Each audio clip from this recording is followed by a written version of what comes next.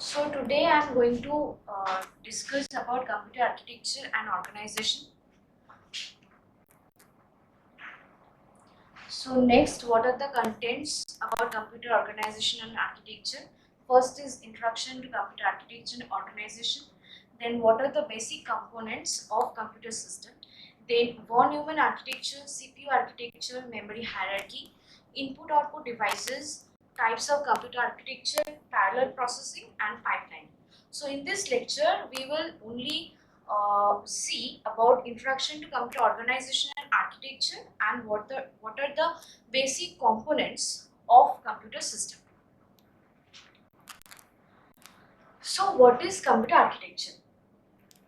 It is a conceptual design and function and fundamental operational structure. That means it refers to the structure and design of computers, including their components and how they interact. For an example, when we are going to make a house, so we need to make a blueprint or layout for that house, such as where there will be a living room, or where there will be a dining room, or there will be a kitchen, etc.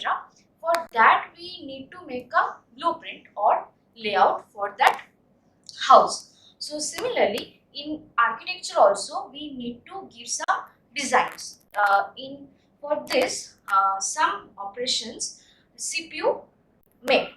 For that, we need to give some instructions. So what type of instructions it will support or execute?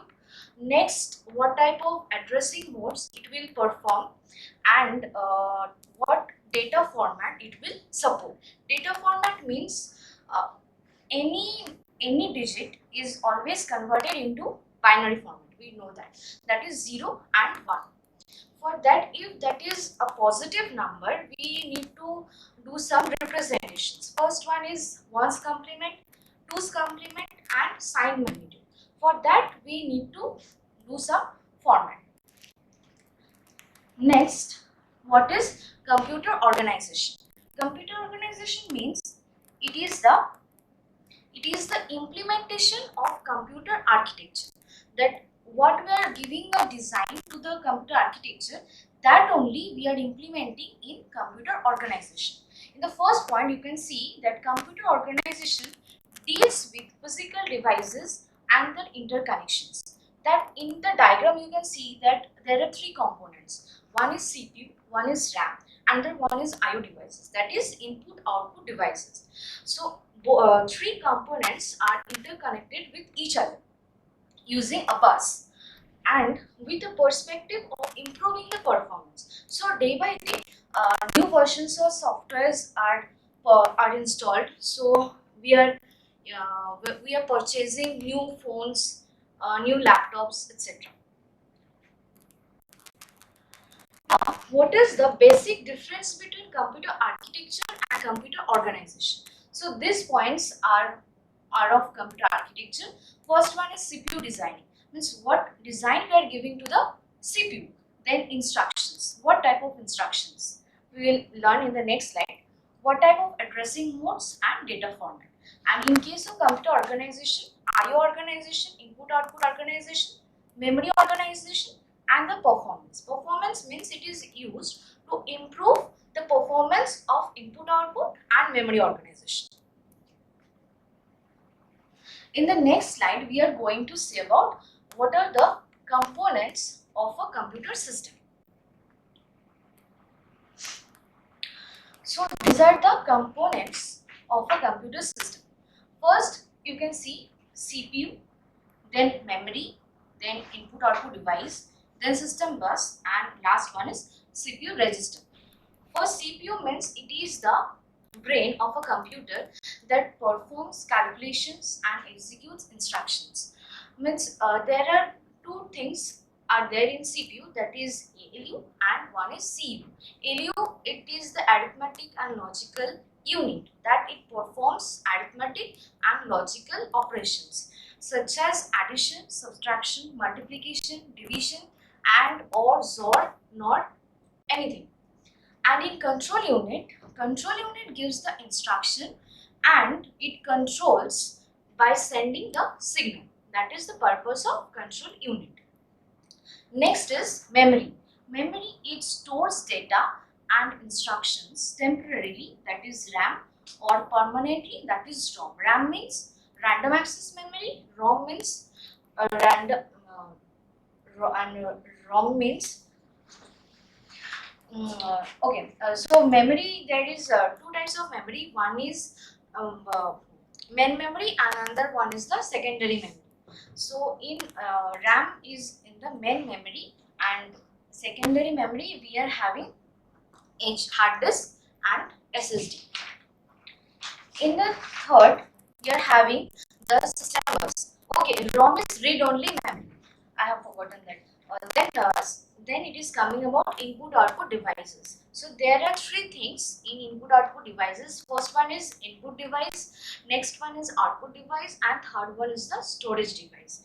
Input device means what input we are giving using keyboard, mouse, etc.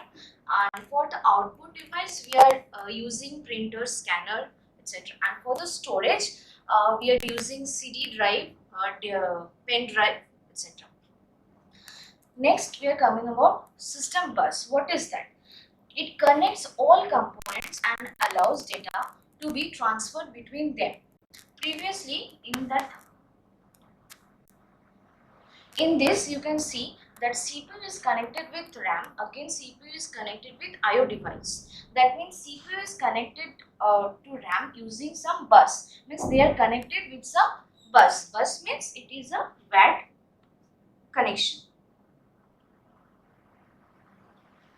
WAD connection. So from that CPU to RAM there is a transfer of 1 bit, means it is, if there is 4 lines, that means it is called as 4-bit line bus. Okay, next one is CPU register. Small memories that is inside the CPU to store content which helps CPU in execution of programs. So this one is the diagram. You can see that this from input devices it is coming to main memory, then from main memory it is going to register, then ALU, then control unit, like this it is occurring in the diagram.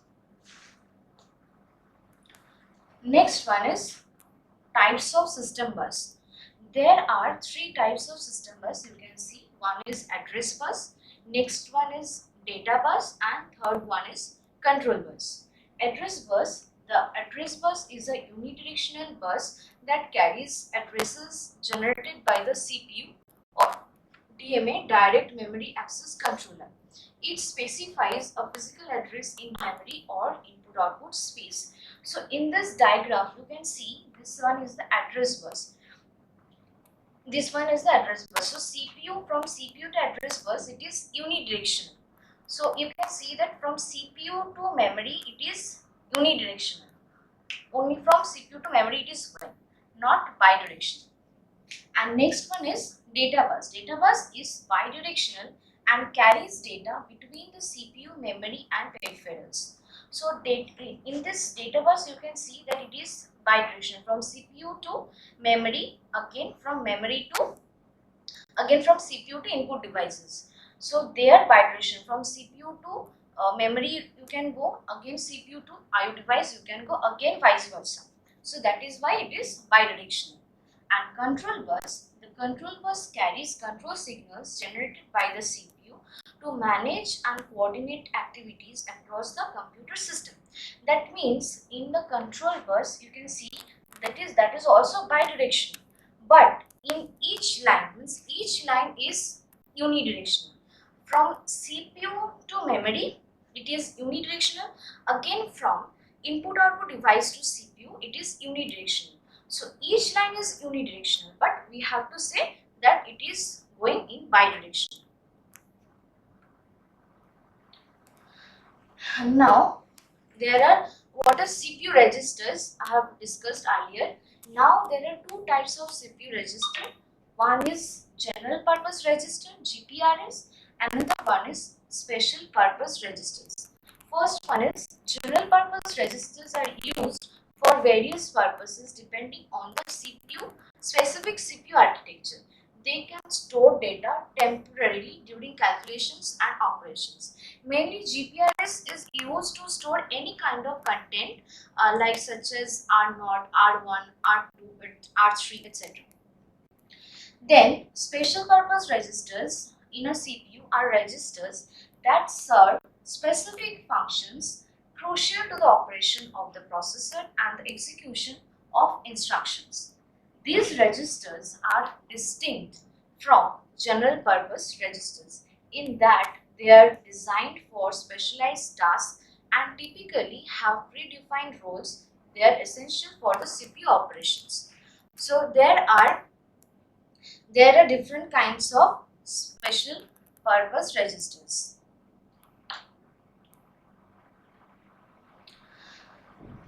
So in this CPU, in a CPU block diagram, you can see that different types of registers are there. First one is PC, then MAR, IR, MBR, then BR, and this one is the ALU control unit. And from this, they are having a system bus. This one on the system bus, and this one is the memory, which is having instructions and data. And this defines the addresses of the instruction. So we will discuss about this in the next slides.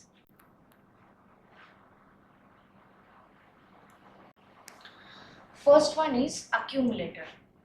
An accumulator is a specialized register in a CPU designed for arithmetic and logical operations.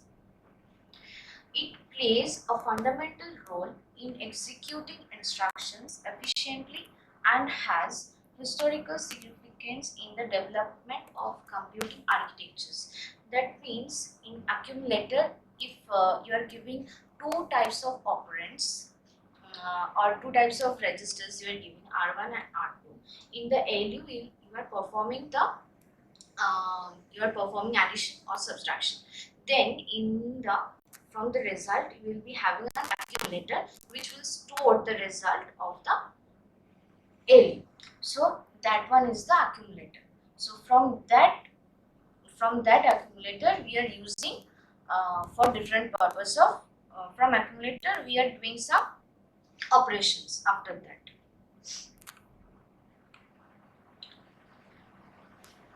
Next is the program counter.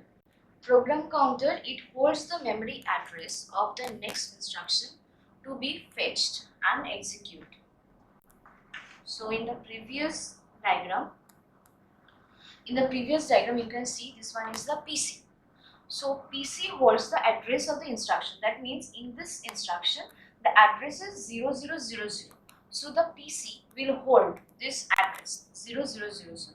And when PC will know that when PC will get to know that the instruction is that one, then again it will perform that instruction, and when it is fetched that instruction you have got, then it will again auto increment it by 1. So after fetching an instruction, the PC is automatically incremented to point to the next instruction in the sequence.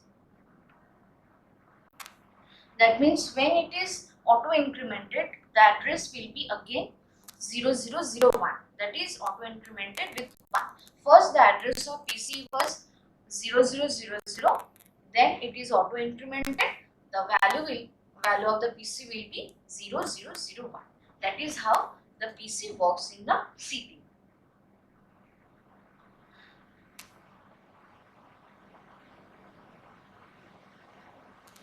Next one is stack pointer. Stack pointer, it points to the top of the stack in memory. In stack, there is a function. It is called that LIFO. That is last in, first out. Means if you are any plates, we are putting one by one. So that is which plate is at the top. We are putting it at the last. So that is called the top of the stack. Means the last plate I have put in that stack, that is the top of the stack. And stack pointer holds that value. Means if the If suppose this one is the stack, okay, so if I'm considering this one is the stack, so the stack value is 0000, okay, so the SP will hold that 0000 address. So it is used to manage the stack, which is a region of memory used for a temporary storage of data during subroutine calls and interrupts. Next is instruction register IR, means it stores the current instruction to be executed. Means, so you can see this in the CPU you are having IR. That means if I am performing some instruction, first I am performing this 0010. So it will store the current instruction, that is 0010, which I am performing now, that only IR will store.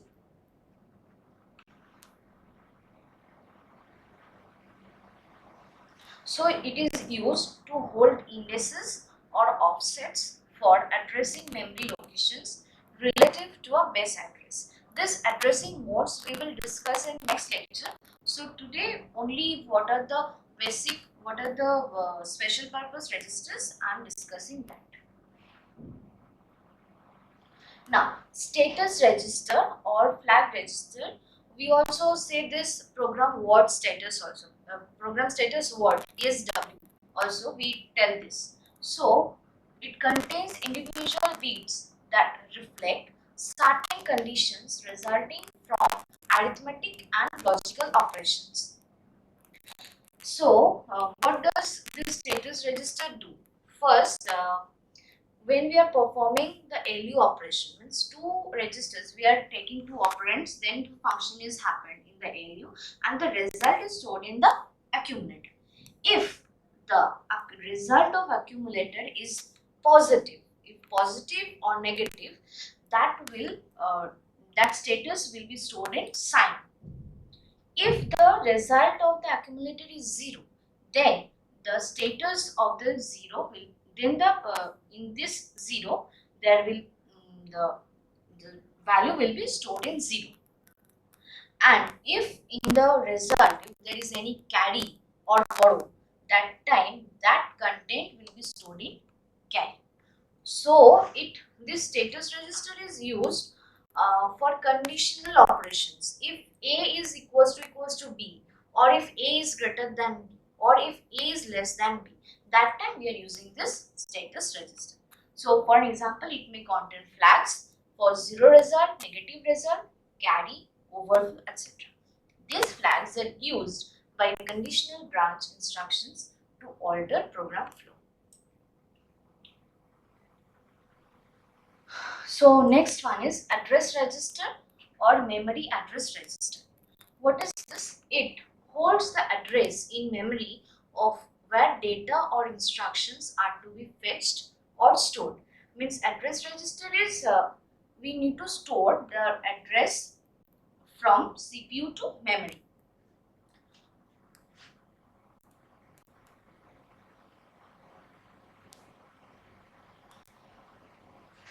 Means here it will be, in this part there will be AR. Means you can see MAR, that is memory address register. This one is only the address register.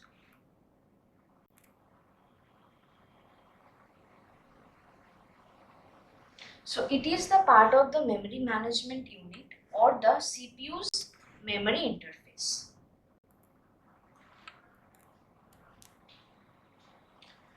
Next is the data register, that is MBR, memory buffer register, or you can say memory data register also. So it acts as a temporary storage location for data being transferred to and from the CPU and main memory. That in the previous what we have in address register, we can send the data from CPU to memory. But in case of data register, we can send the data from CPU, we can send the data from CPU to memory.